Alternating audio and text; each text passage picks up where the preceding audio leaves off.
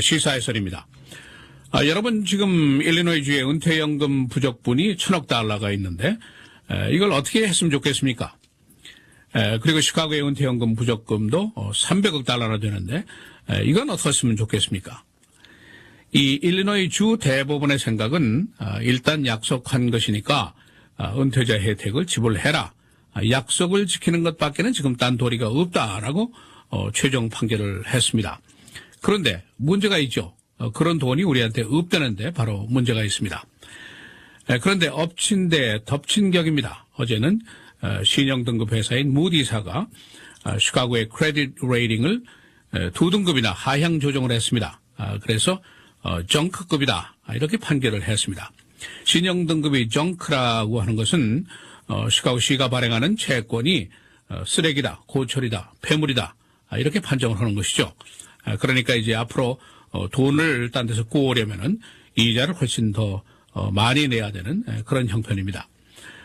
시카고에게 돈을 꿔주기에는 위험 요소가 너무 크다 이제 그런 의미죠. 자, 일리노이 주와 시카고시의 빚더미에 쌓인 것이 문제고 또 대법원이 약속을 지켜라 하는 판결도 지금 문제고 무디사의 신용등급 하향 조정도 지금 문제고 이런 일련의 문제들이 있는데 이것이 과연 어디로 연결이 될 것인가 결과적으로 텍스를 올린다. 우리 부담으로 가는 것이 아니냐 이제 그런 걱정이 지금 나와 있죠.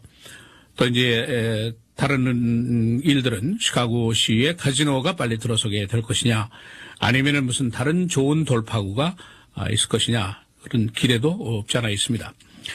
일리노이 주의 펜션 크라이시스 현재까지는 뭐 해결 방법이 뾰족한 수가 없습니다. 아직 아무도 세금을 올립시다 이런 얘기를 하는 사람은 당연히 없죠. 그러나 다른 뾰족한 수가 없는 한 갈 때는 거기뿐이 아니겠느냐 이렇게 시민들이 생각을 하고 있습니다. 의회 그리고 거버너가 지금 고민을 하고 있는데 아직 이거다 하고 내놓을 방안은 나오질 않고 있습니다. 단지 몇 가지 고민하는 방법들이 있는데 구체적이지도 않다. 실현 가능성도 아직 미지수다. 또 정치적으로 법적으로 여러 가지 장애물이 있을 것이다. 이제 그런 이야기들만 나오고 있습니다. 그 중에 하나가 이제 상원의 존 칼러턴 의장의 방안입니다. 잠시 요약을 하면은 이런 겁니다. 기본적으로 근로자들에게 선택의 기회를 제공한다 이겁니다. 지금 현재 봉급받는 데서 3%씩 cost of living 그 생활비 인상분을 인상을 하는 것이 좋겠느냐 아니면은 나는 꼭 은퇴 이후에 3% 인상을 받겠다. 이 두 가지 중에서 지금이냐 나중이냐 이것을 선택하게 한다는 것이죠. 그러면은 만일 이제 현재 전자를 선택한단 말이죠. 현재 봉급 인상을 선택한다. 그러면은 전체 연금 기금 나갈 것에서 한 3분의 1 정도를 지출금을 줄일 수 있다는 계산이 나옵니다. 지금 $1,000억 써야 되는데 한 $300억 줄일 수 있다는 것이죠. 왜냐? 나중에 은퇴 이후에 수령을 하게 되면은 아주 장기간 은퇴연금을 받게 되죠. 지금 뭐 20년, 30년 은퇴연금을 받는 사람들이 많죠. 장수하니까. 그리고 이제 이 cost of living이라는 거 생활비 인상분이 계속 매년 누적 상승이 된단 말이죠. 그럼 3%씩 10년이면은 결국 30%가 올라가지 않습니까? 그러니까 이거를 줄일 수 있다. 그런 얘기입니다. 그럼 대법원 판결은 어떻게 할 거냐? 칼러턴 의장의 생각은 이런 겁니다. 대법원 판결에도 빠져나갈 구멍이 있다.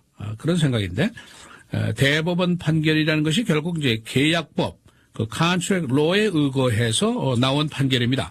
계약이고 약속이니까 방법이 없다. 지켜라 이거죠.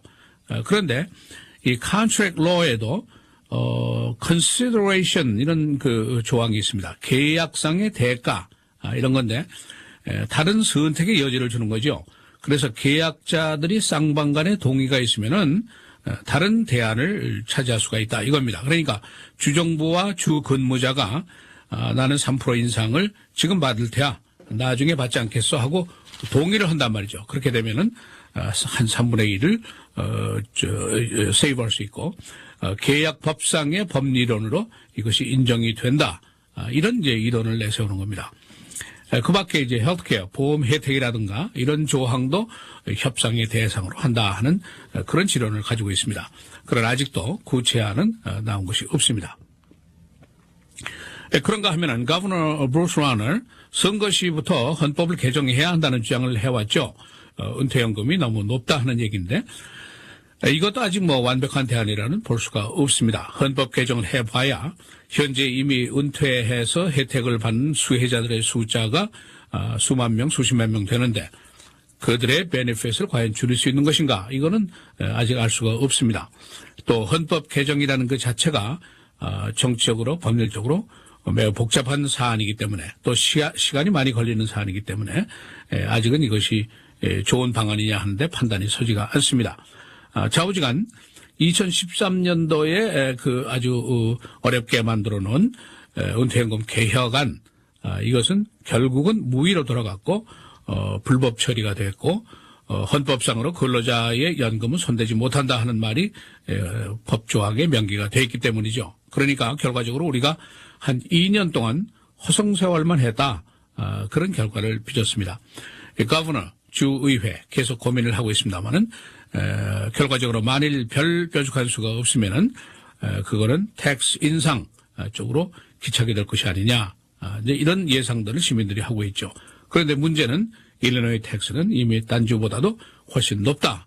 여기 이제 문제가 있습니다. 이 시카고시의 신용등급 하향 조정한 것, 무디사가 신용등급을 이제 2계단이나 내려서 정크다 이렇게 이제 판정을 했죠. 지금 미국 내 인구 50만 명 이상 되는 도시 중에서 단 2도시만이 이런 판결을 받았습니다. 정크 판결을 받았는데 그게 바로 시카고고 또 하나는 디트로이트입니다. 디트로이트는 여러분 기억하시는 대로 2013년도에 파산 신청을 한 불행한 도시죠. 그러니까 여기하고 이제 동률에 쓴다는 거 이게 기분이 썩 좋은 일이 아닙니다. 무디의 견해가 뭐냐? 주 대법원의 판결에 따라 보면은 시카고의 현재 부채가 엄청나고 연금은 지금 부족분이 많고 이것을 제대로 지급하는데 매우 위험이 따른다. 따라서 돈을 꿔주는 사람의 위험 부담이 매우 높다. 그로 등급을 우리가 내리고 앞으로는 돈 꼴려면 금리를 더 내려라. 그것이 마땅하다. 이런 얘기입니다. 여기에 대해서 이제 라머 매뉴 시장이 아주 발끈했습니다. 무디사가 시카고의 사정을 모르고 하는 말 아니냐. 시카고의 부채가 많은 것은 뭐 인정하지만은 근년에 시카고시의 경제 성장률을 한번 봐라. 굉장히 잘하고 있다. 또 시카고시가 재정 문제 재구조를 했고 부채 문제도 구조 조정을 했고 결과적으로 큰 성과를 올렸다는 사실을 간과해서는 안 될 것이다. 이런 반론을 펴고 있습니다. 그러나 일반적으로 이 파이낸셜 마켓의 분석가들은 시카고는 디트로이트하고는 다르다 하는데 동의를 하고 있습니다. 다양한 경제 성장의 요인들이 있고 개발이라는 그 옵션도 있다 하는데 인정들을 하고 있죠. 그러나 그 옵션 속에 고통이 수반될 것이다 하는 얘기를 빠뜨리지 않고 하고 있습니다. 따라서 세금 인상 같은 것은 불가피할 것이다 하는 견해를 하고 있습니다. 이 세금이 바로 이제 우리 주머니에서 나가야 되는 거죠. 신용등급사가 뭐 3개나 있습니다만은 지금으로서는 무디만이 시카고의 크레딧 레이팅을 2단계 내려서 정크다 이렇게 이제 판결을 했죠. 다른 등급사는 아직 이런 조치가 없습니다.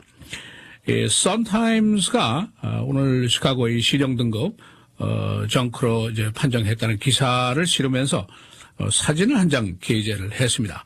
그 사진 내용을 보면은 시카고의 다운타운 고층 빌딩에 있는 그 숲 위에 먹구름이 아주 잔뜩 껴 있고 번개가 아주 험상궂게 번쩍거리는 그런 사진을 싣고 있습니다. 시사해설 김재일입니다.